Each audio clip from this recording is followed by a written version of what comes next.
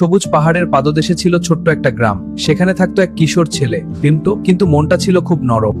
বীরু, ঝর্ণার দিক থেকে জল এনে দে তো, আজ অনেক কাজ। ঠিক আছে মা, এখনই যাচ্ছি।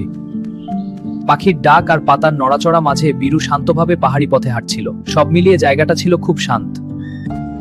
হঠাৎ সে দেখল একটি ছোট ছাগল পাহাড়ের ঢালে আটকে গেছে। ভয় পাস না, আমি আছি।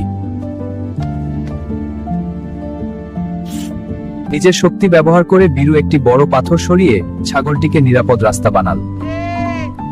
পাথর সরানোর পর বীরু কোলে তুলে ছাগলটিকে নিরাপদ স্থানে নামিয়ে দিল। ছাগলটি কৃতজ্ঞতার বে বে করে ডাকলো।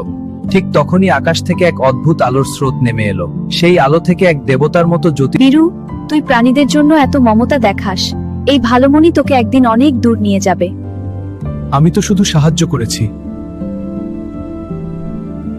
আলো ধীরে ধীরে মিলিয়ে গেল। বীরু আবার কলসি তুলে নিল আর গ্রামের পথে হাঁটতে লাগলো। তার মনে তখন নতুন সাহস আর আশা জন্ম নিল। সেদিন সে বুঝতে পারেনি এই ছোট্ট কাজই একদিন তাকে বড় কিছুর পথে নিয়ে যাবে।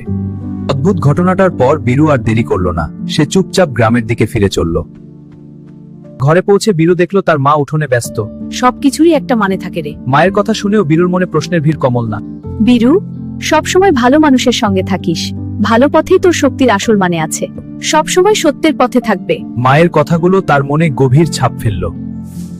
কিন্তু এখানেই শেষ নয়। দূরে কোথাও এক অজানা শক্তি জেগে উঠছে। সেই রহস্য কি?